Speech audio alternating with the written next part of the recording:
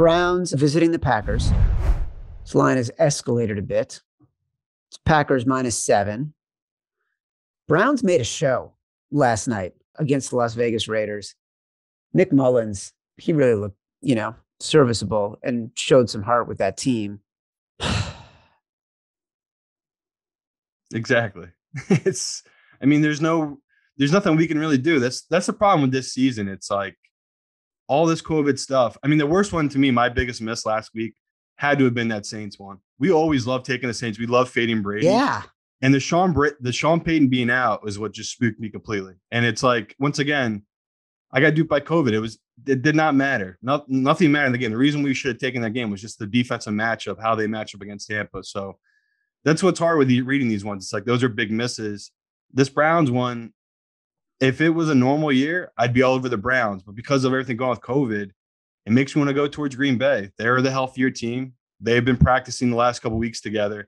That's the thing people don't get. These Browns players haven't been practicing. They've just been sitting out. They can't come into the facility. So, yeah, maybe I'll change once maybe next show. But as we sit here on Tuesday with limited information we have, and I don't really know, like if it's Nick Mullins, Aaron Rodgers, or Case Keenum versus Aaron Rodgers in Lambeau, yeah, I'm taking Aaron Rodgers. And again, it's funny we're sitting here late December. We joked all summer about it, Chad. 28-1. That's what the Green Bay was to win the Super Bowl. 28-1. And that was all because of rumors about Rodgers leaving. Now I think they're plus 450 to win the Super Bowl. So that's probably one of the few bets I'm going to end up making good money on, being able to hedge that out, because we know they're going to lose the NFC Championship game. It's what Green Bay does. But right now you have to feel great if you had 28-1 for this Green Bay team. Actually, I thought about this the other night when they were up 28-17 and I was feeling really good. And they had the ball on the 30-yard line of the Ravens.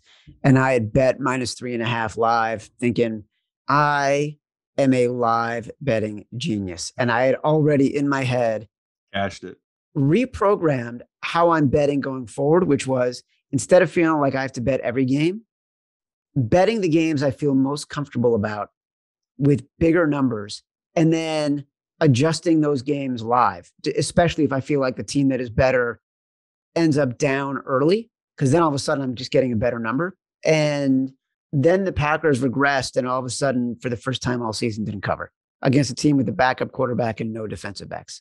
No, it's the never-ending backdoors, Chad. Whatever side we're on, I'm just assuming we're going to get backdoored now. That's just... Doesn't it feel like we've been playing from behind all year?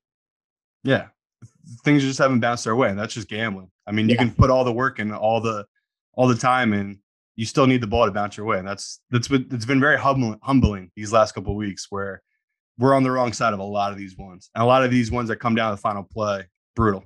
And especially like last night, that Bears, they should have covered that 7, and they don't kick the extra point because of that rule.